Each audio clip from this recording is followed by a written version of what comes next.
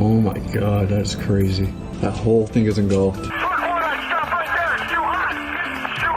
A towering fire in the heart of Denver. Heat so intense it destroyed cars hundreds of feet away. Smoke so thick it showed up on weather radar.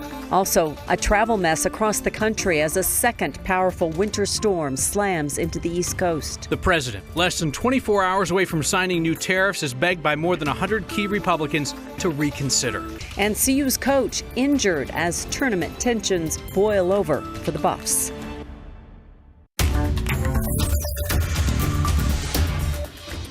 A construction site is now the scene of an investigation tonight. The search continues for one person still missing and for what caused a building in progress to burn to the ground in Denver this afternoon. Flames shot so high into the sky, smoke could be seen towering next to the city's skyscrapers. All this happened just after noon. The heat coming off that fire at 18th and Emerson was so intense it melted cars and windows more than a football field away. One person has been found dead. Another is still missing. 6 people are known to have been hurt, most of them injured while jumping from that building or trying to catch those who made a leap for their lives. Dozens of vehicles were damaged or destroyed, including 3 fire trucks. Nearby buildings were also damaged. And for a while tonight, an evacuation center was set up for people who could not go home. Here's a look at the most intense images of the fire as captured by 9 News viewers. Flames and smoke were seen from around the city, from neighbors next door to workers in skyscrapers that captured a bird's eye view. Others had a much closer view. Oh my God! Gary Ray could hear what sounded like explosions.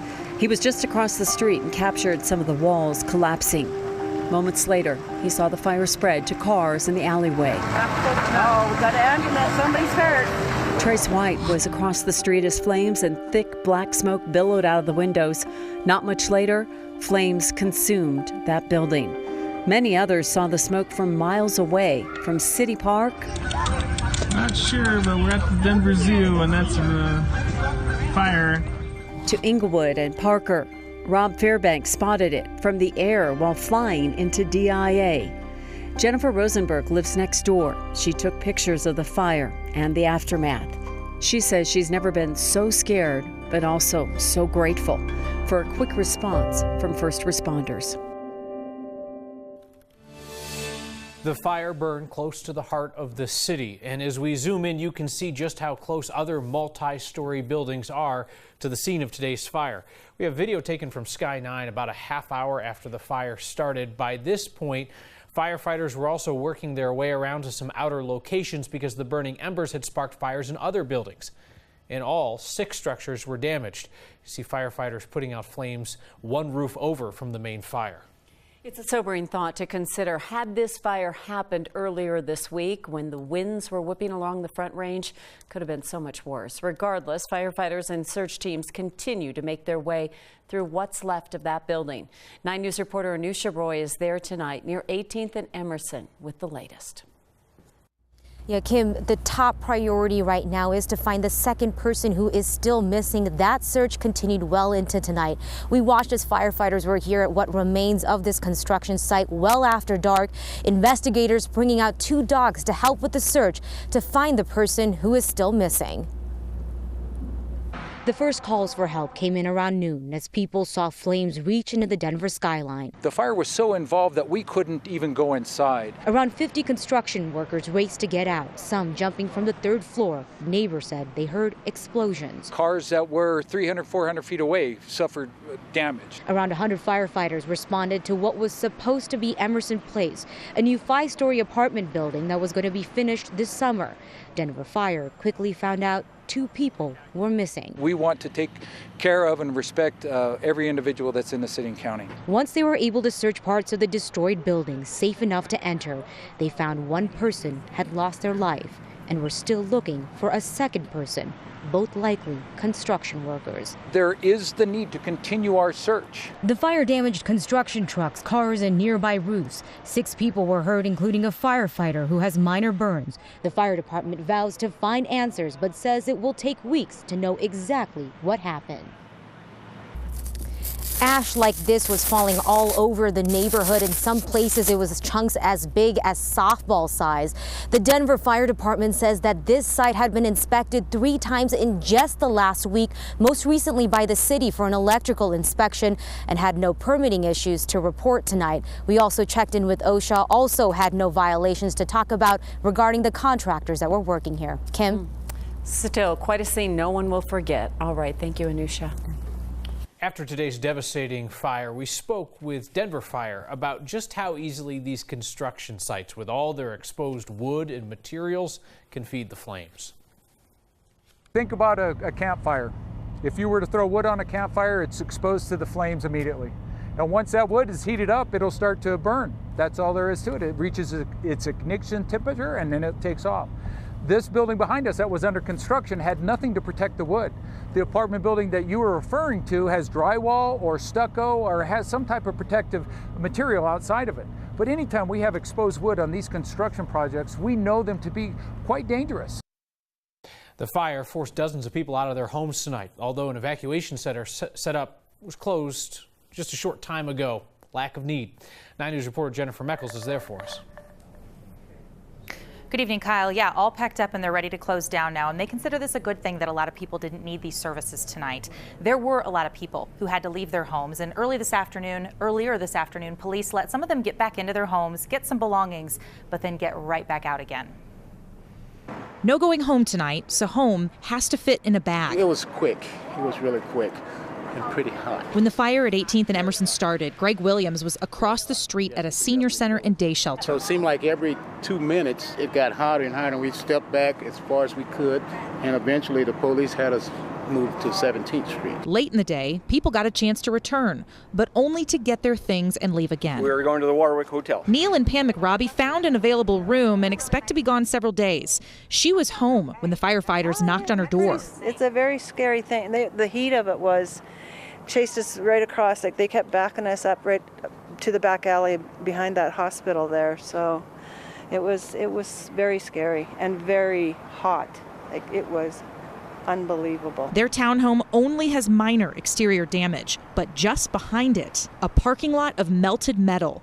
Officials say the fire destroyed or damaged more than 30 vehicles. If they have optional comprehensive coverage on their car insurance, they will be covered for the damage from a fire like this, because objects falling on your car, that's what comprehensive covers. When the day ended, this neighborhood felt different to those who call it home. It's like a scene of a apocalyptical kind of like scene where people are out and about. Nobody knows what's really going on. There's a lot of smoke in the air that you can smell. A mess outside their doors for the lucky ones who get to sleep at home tonight. Now, anybody who needs help, of course, is welcome to call the Red Cross 24-hour line. You can see it on your screen, and you can also find that on the 9 News app. Back to you guys. All right, Jennifer Meckles reporting. Thank you, Jennifer. A woman who lives in the apartment building right next door to the fire rushed home to search for her kitten. Nicole Villanueva was unable to get inside the building, but firefighters eventually did. They found 11 hiding under the couch. They took my keys and they were able to scope everything out. They said they found her under the couch, which apparently was burned, so I got to find a better spot for her. So yeah, it's just really awesome that they were able to get her for me. Firefighters told Nicole her windows were also melted by the fire. She's just really happy that 11 is safe. That heat from the fire was so intense it was picked up today on weather satellites, and the plumes of smoke were so thick they showed up on weather radar. On this clear sunny day, the radar saw the ash and particulates from the fire, that radar blip stretching out of Denver down past Glendale. In the hours after the fire started, investigators took statements from about 100 witnesses. If you were in that area about the time fire began, police would like to speak with you. Numbers there on the screen, 720-337-2800. Investigators think a number of people may have seen things from different angles or may have some video from just as the fire started. Denver police would like to hear from you. Yep, there you go. For the second time in less than a week, the Northeast is getting slammed by a major winter storm. This one will have less wind and waves along the coast. Even so, it's dumping up to 2 feet of heavy, wet snow inland. More than 2,000 flights were canceled across the Northeast. Trees that just couldn't stand up to the snow are falling onto power lines and onto roadways. And that is adding insult to injury for some folks in areas that have been without heat or power for 6 straight days. There were even reports of thundersnow from New Jersey to New York Central Park. Earlier today, it looked like President Trump would sign new tariffs on steel and aluminum tomorrow. Now the White House says it could be later in the week. Plans are shifting as fellow Republicans try to change the president's mind. More than 100 House Republicans say those tariffs could have unintended consequences on the U.S. economy. They say they want to work with the president on a more targeted approach to deal with China's trade practices. Meanwhile, the White House is saying that Mexico, Canada, and other countries could be exempt from the tariffs for national security reasons. We're told those exemptions would be on a case-by-case, country-by-country basis. Another strange twist in a bizarre Denver murder case. After a woman's death, detectives got a warrant to enter a home, their home, to flush a toilet. Stacy Feldman died at her family's home on South Potomac Way 3 years ago. Court documents obtained by 9 Wants to Know show detectives recently got a search warrant to go back into her home. They specifically wanted to call 911 and record the sound of a flushing toilet. The arrest warrant for her husband, Robert, shows detectives were puzzled by an unexplained sound on a 911 call from the day his wife died. The warrant does not describe the significance of the sound to the case. Investigators say Feldman discovered her husband was having an affair with a woman he met on Tinder the day she died. The unexpected resignation of Manual High School principal Nick Dawkins was the focus of a community meeting at that school in Denver tonight. Dawkins told 9 Wants to Know he decided to leave due to a series of what he called traumatic events over the last year. Dawkins is the principal who made unsubstantiated claims of racism against the Weld Central football team. Denver Public Schools says Dawkins was being investigated for allegations of a hostile work environment. Many students at the meeting were concerned about his resignation. A strong principal such as Principal Dawkins resigns unexpectedly. Of course, there's going to be a ripple effect, and it's going to be it impacts our students. So absolutely our kids have, expressed how disappointed and hurt they are. Manual's interim principal says the school is providing a way for students to voice their concerns to the school board. An independent firm has taken over the investigation into the allegations made against the principal. A protest this morning on the steps of Denver City and County Building called for the mayor to resign. Several who organized and spoke at the rally have unrelated grievances with the city. The protest was called after the mayor sent text messages to a police detective that once served on his security detail. We need a mayor who understands that texting a subordinate about pole dancing is never appropriate conduct. This mayor has come forward taking full responsibility for his actions back in 2012. He has apologized to the detective, to his family, and to the city of Denver. The rally organizers called on the city council to launch an independent investigation. At this point, there are no signs that that will happen. It's a clothing store with fans all over the world, so Kim tells me, and it's coming to Colorado. Serious sign of spring. The ice is out in a couple of places in the metro area. They're ready for boats to hit the water.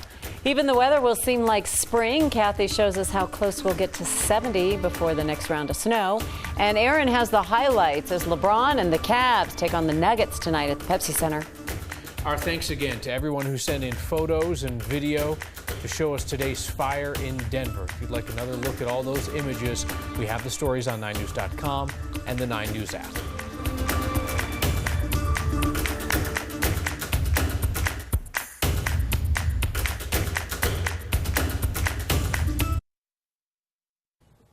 In the world of fashion, Zara is known around the world. There are 2,200 of the stores, and now Colorado is getting its first.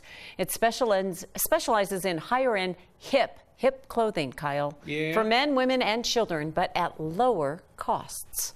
Cherry Creek Shopping Center says the store will open in the mall. All we know so far is that the opening is set for sometime later this year. As of right now, the closest stores are Phoenix, Vegas, Dallas. We'll keep you up to date as we learn more. Peyton Manning splitting up with Papa John's. He sold his stake in 31 of the pizza franchises.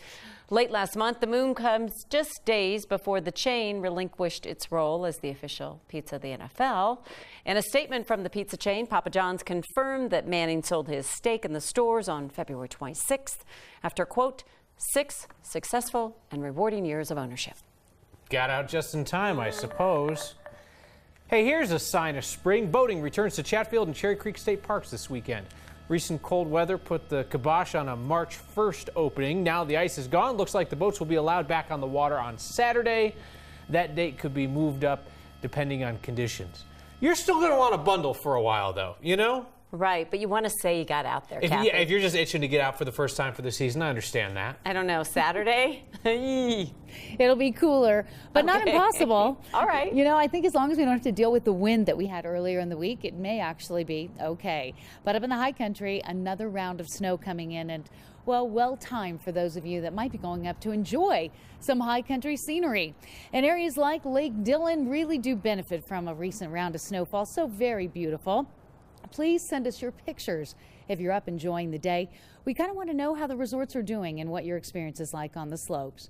Down here, 51 degrees in Denver today, almost 60 in southeastern Colorado.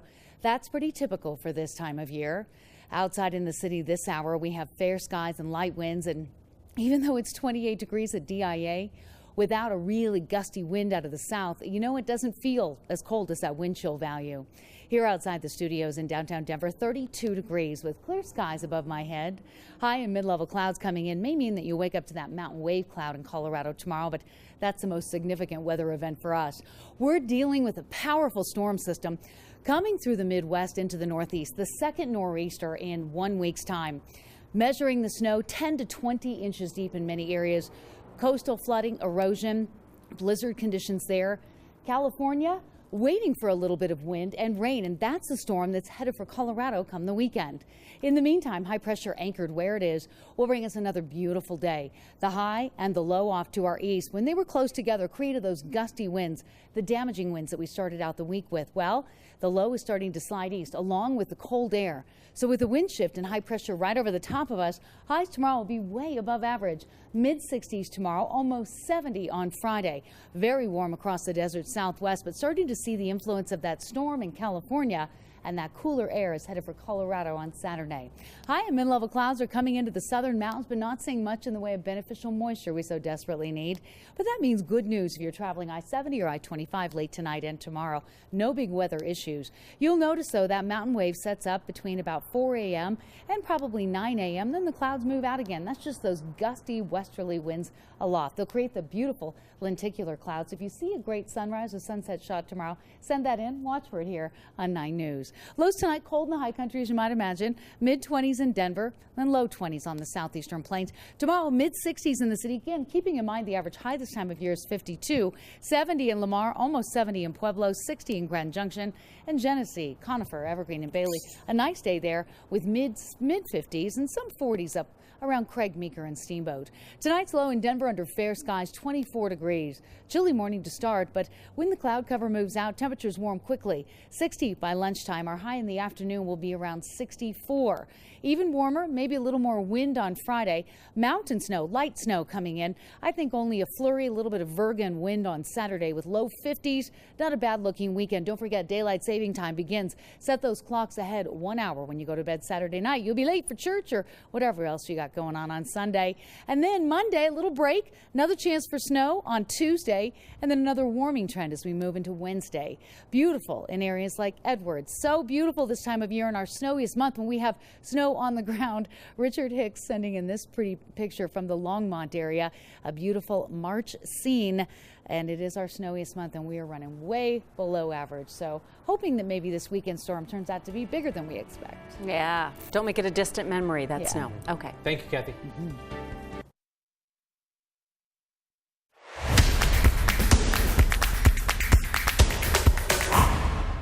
McKinley Wright provided Wednesday's peak. The CU freshman was terrific once again, but this time in postseason play. 20 points, 11 assists, 8 rebounds to help Colorado beat Arizona State 97-85. Unfortunately, the Buffs will have an injured guy on their bench when they take on top-seeded Arizona tomorrow in the quarterfinals. And it's their head coach, Tad Boyle. In the closing seconds of the game, Boyle ran onto the court to break up a scuffle. ASU's Trey Holder threw a body check on Tyler Bay after his alley-oop dunk in garbage time. And if you look at Tad, you can tell he hurt himself running out there. He was clearly hobbled and uncomfortable finishing out the game. Usually don't give an injury report on a coach, but the doctor said I've either tore or strained a calf muscle. But it felt like somebody hit me with a golf ball or a shotgun there as I ran out. So I don't know what happened, but it's doesn't feel too good. But the win makes it feel a lot better. Yeah, that victory helps, Coach? Wyoming beat San Jose State rather easily to advance to the Mountain West semifinals. Lou Adams, pretty nice dunk up the Spartans' turnover. Pokes won 74-61. They'll play New Mexico tomorrow. Colorado State men and women lost at the Mountain West tournament today. Northern Colorado ladies won and advanced to the Big Sky semis on Friday. Nuggets Twitter freaked out for a few seconds when Nikola Jokic collided knees with Larry Nance Jr. and fell to the court in pain.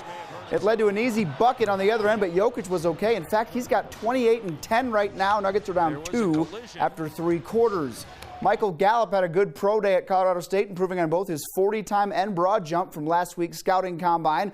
Philip Lindsay ran a 4.3940 at his pro day in Boulder. The Buffs great had a point to prove after not getting an invite to the combine. Yeah, it filled me alive. It pissed me off. I'm going to be real with it. I guess it wasn't meant to be, and that's what it comes down to. God had other plans for me, but you don't go and have the years you've had at a great university and just get overlooked because what? My size, that's the only thing that has a goal, but that's something I can't control. Did you guys hear about this thing though? John Elway and Kirk Cousins' agent were both at CU's pro day today, but I'll let Mike Kliss tell the story.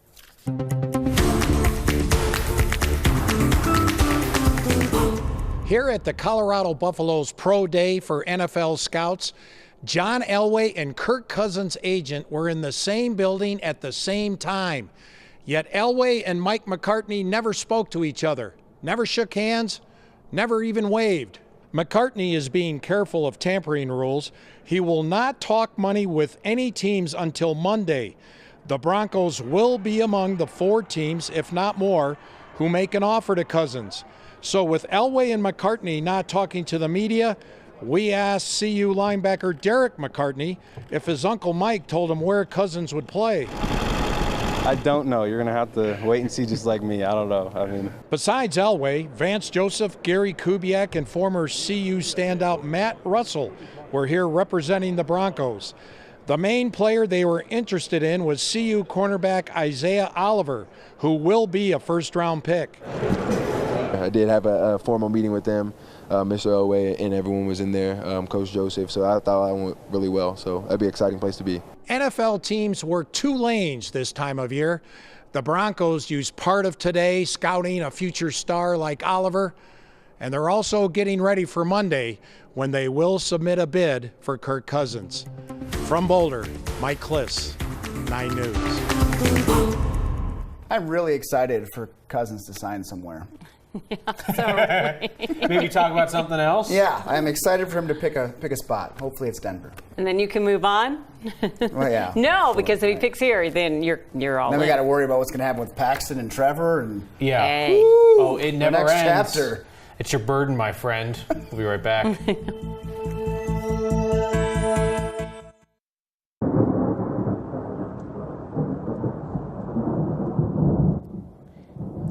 Thunder and lightning in a snowstorm. That's what that second nor'easter is bringing to New England. This video from New Jersey, but reports of thunder snow have shown up from Philadelphia to New York City, Kathy. And you know what? The Weather Channel reporters were all over it today. They're so excited about that. And it happens here all the time. But, you know, dramatic. We get thunder snow. Aaron is so not impressed. Stunned. You may be impressed by the forecast, though. Almost 70 on Friday. A little snow for the mountains on Saturday. Don't forget daylight saving time this weekend. We spring ahead an hour Sunday morning. A chance for snow again on Tuesday. We're lucky.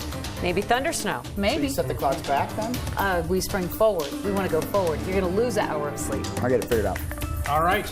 And just to clarify what some of you asked on Twitter, yes, that woman who was evacuated from the fire earlier today was holding some boxed wine under her arm. Good night.